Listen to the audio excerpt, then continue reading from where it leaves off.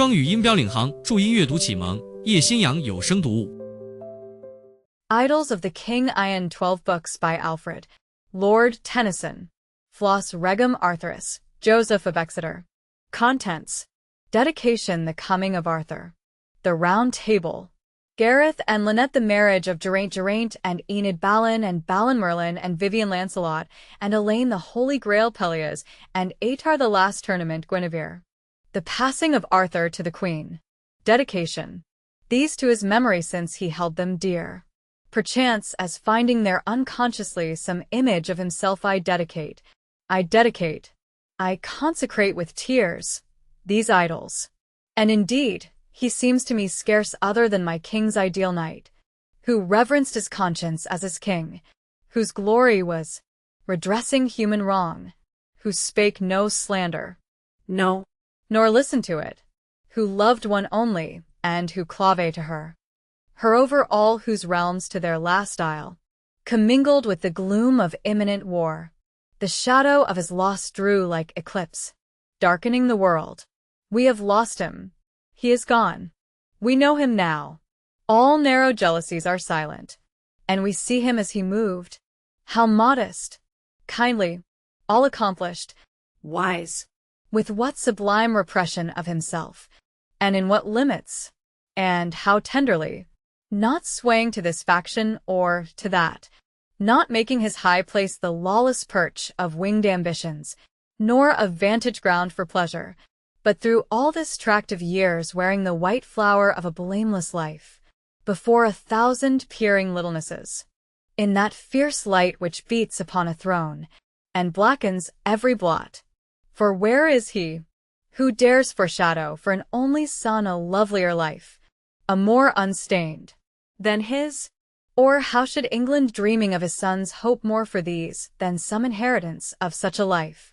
A heart, a mind is thine, thou noble father of her kings, to be laborious for her people and her poor, voice in the rich dawn of an ampler day, far-sighted summoner of war and waste to fruitful strifes and rivalries of peace, sweet nature gilded by the gracious gleam of letters, dear to science, dear to art, dear to thy land and ours, a prince indeed, beyond all titles, and a household name, hereafter, through all times, Albert the Good.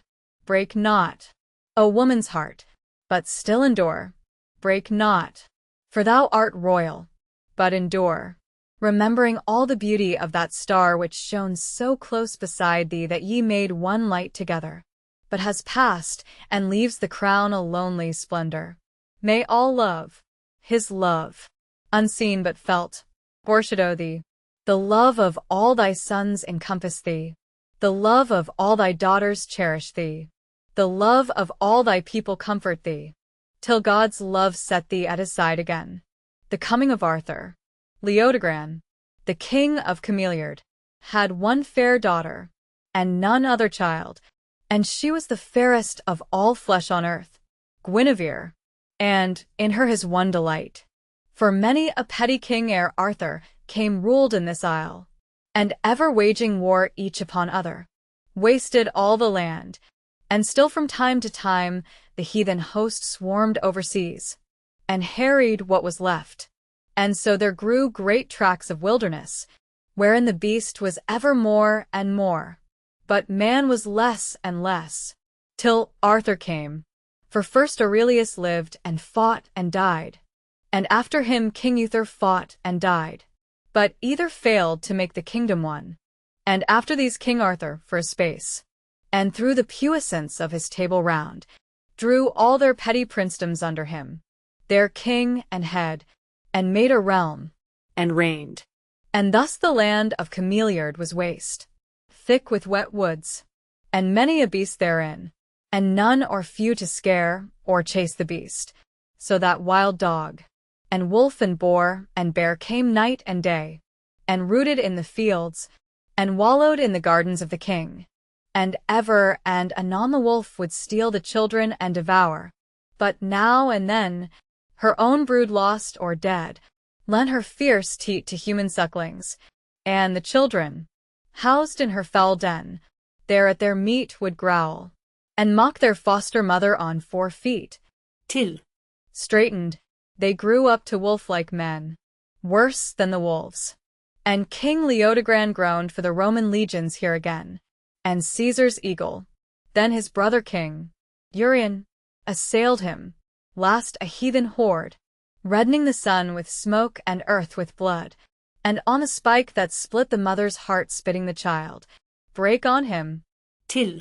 Amazed, he knew not whither he should turn for aid, but for he heard of Arthur newly crowned, though not without an uproar made by those who cried, "He is not Uther's son." The king sent to him, saying, "Arise, and help us thou, for here between the man and beast we die." And Arthur yet had done no deed of arms, but heard the call, and came. And Guinevere stood by the castle walls to watch him pass. But since he neither wore on helm or shield the golden symbol of his kinglyhood, but rode a simple knight among his knights, and many of these in richer arms than he, she saw him not, or marked not, if she saw, one among many, though his face was bare. But Arthur, looking downward as he passed, felt the light of her eyes into his life smite on the sudden, yet rode on, and pitched his tents beside the forest.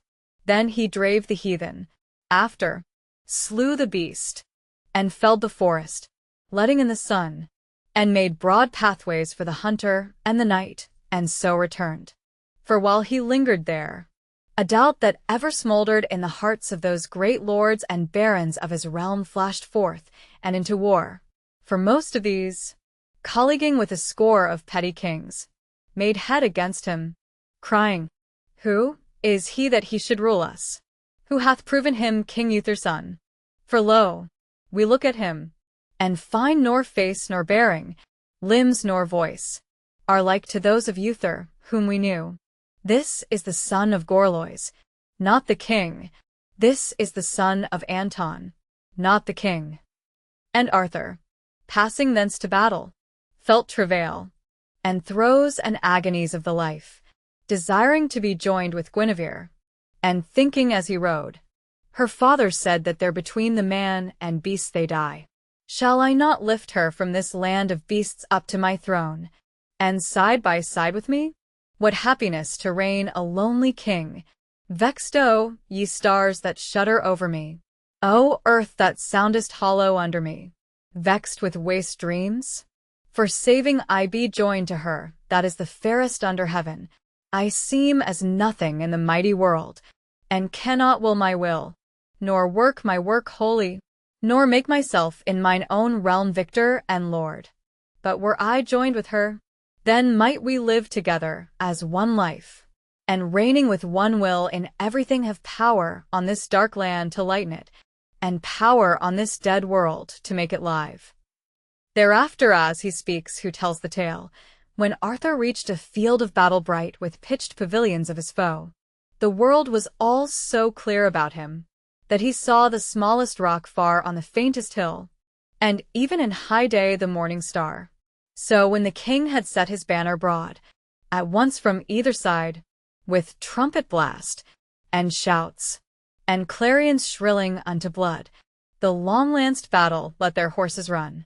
And now the barons and the kings prevailed, and now the king, as here and there that war went swaying.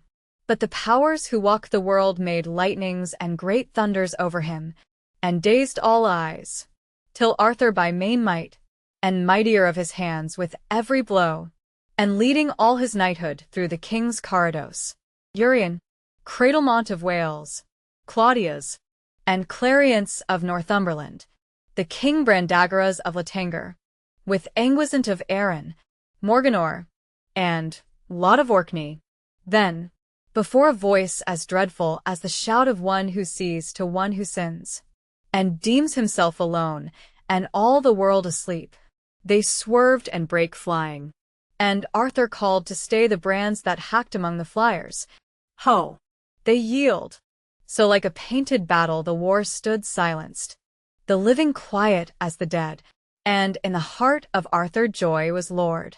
He laughed upon his warrior whom he loved and honored most, Thou dost not doubt me, king. So well thine arm hath wrought for me today. Sir and my liege, he cried, the fire of God descends upon thee in the battlefield. I know thee for my king. Whereat the two, for each had warded either in the fight, swear on the field of death a deathless love. And Arthur said, Man's vort is hot and man.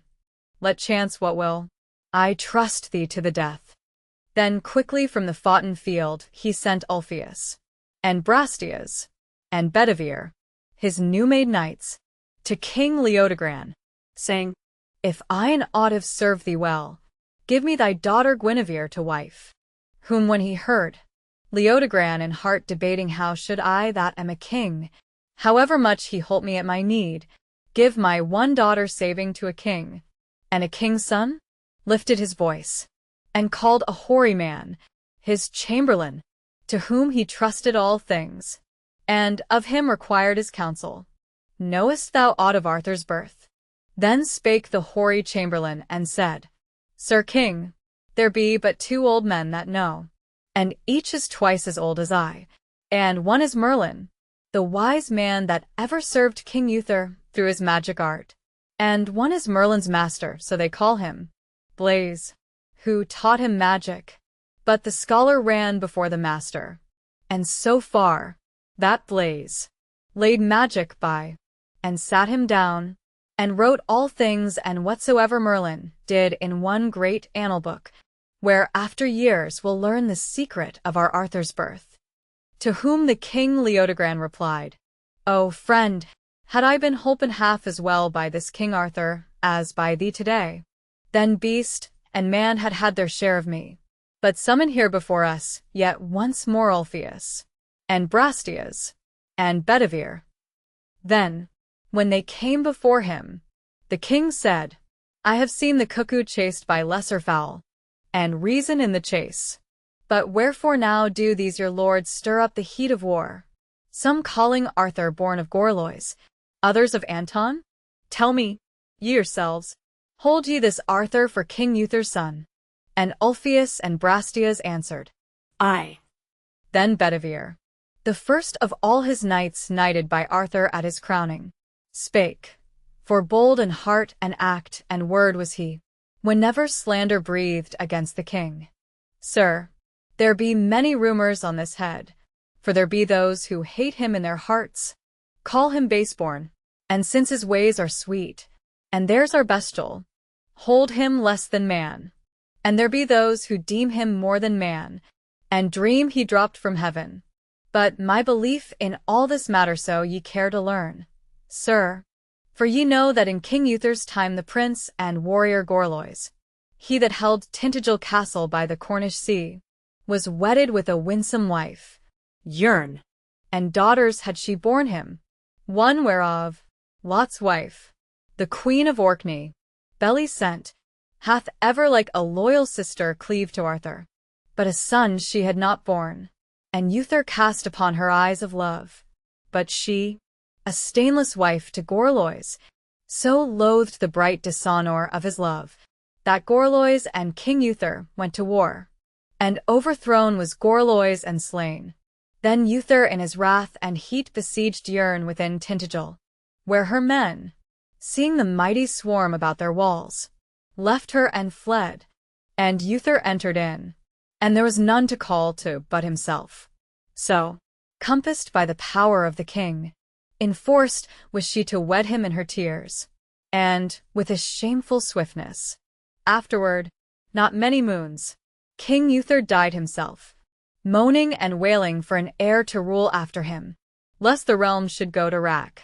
And that same night, the night of the new year, by reason of the bitterness and grief that vexed his mother, all before his time was Arthur born, and all as soon as born delivered at a secret postern gate to Merlin, to be holden far apart until his hour should come, because the lords of that fierce day were as the lords of this, wild beasts, and surely would have torn the child piecemeal among them, had they known, for each but sought to rule for his own self and hand. And many hated Uther for the sake of Gorlois.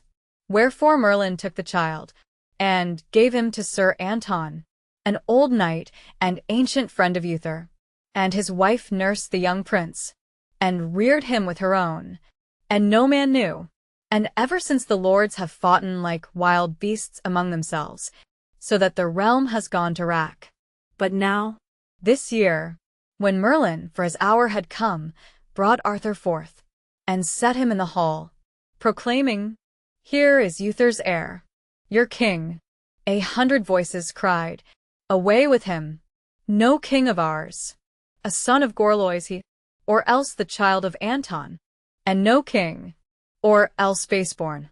Yet Merlin through his craft, and while the people clamored for a king, had Arthur crowned. But after, the great lords banded, and so brake out in open war. Then while the king debated with himself if Arthur were the child of shamefulness, or born the son of Gorlois, after death, or Uther's son, and born before his time, or whether there were truth in anything said by these three, there came to Cameliard, with Gawain and young Modred, her 2 sons, Lot's wife, the Queen of Orkney, Beli sent, whom as he could, not as he would, the king made feast for, saying, as they sat at meat, "A doubtful throne is ice on summer seas. Ye come from Arthur's court. Victor his men report him.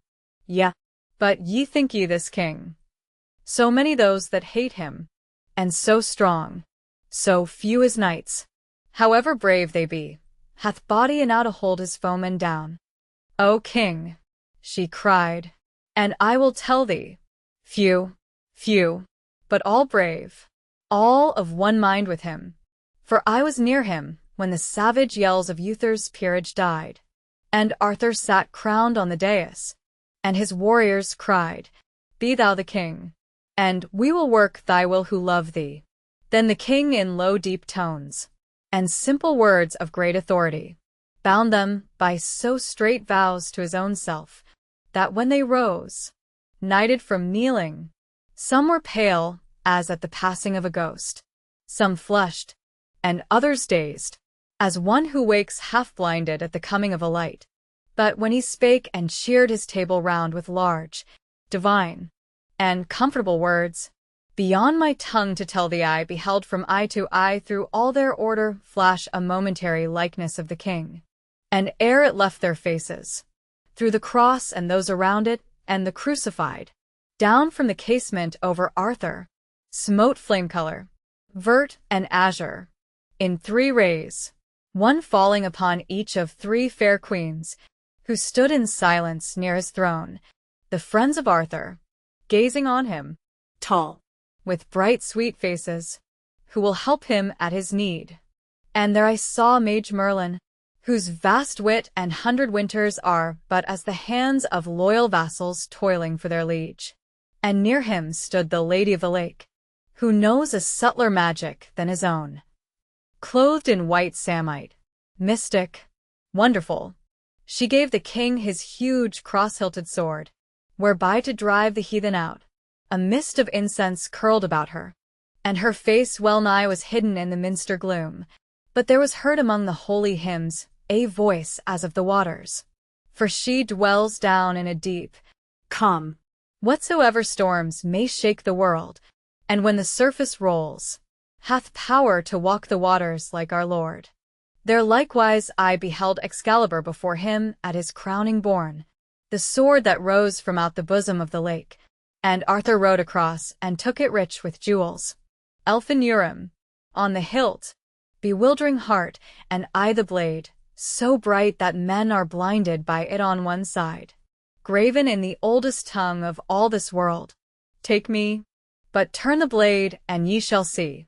And written in the speech ye speak yourself, "Cast me away." And sad was Arthur's face taking it. But old Merlin counselled him, "Take thou and strike. The time to cast away is yet far off." So this great brand the king took, and by this will beat his foemen down. Thereat Leodogran rejoiced, but thought to sift his doubtings to the last, and asked, fixing full eyes of question on her face, "The swallow and the swift are near akin,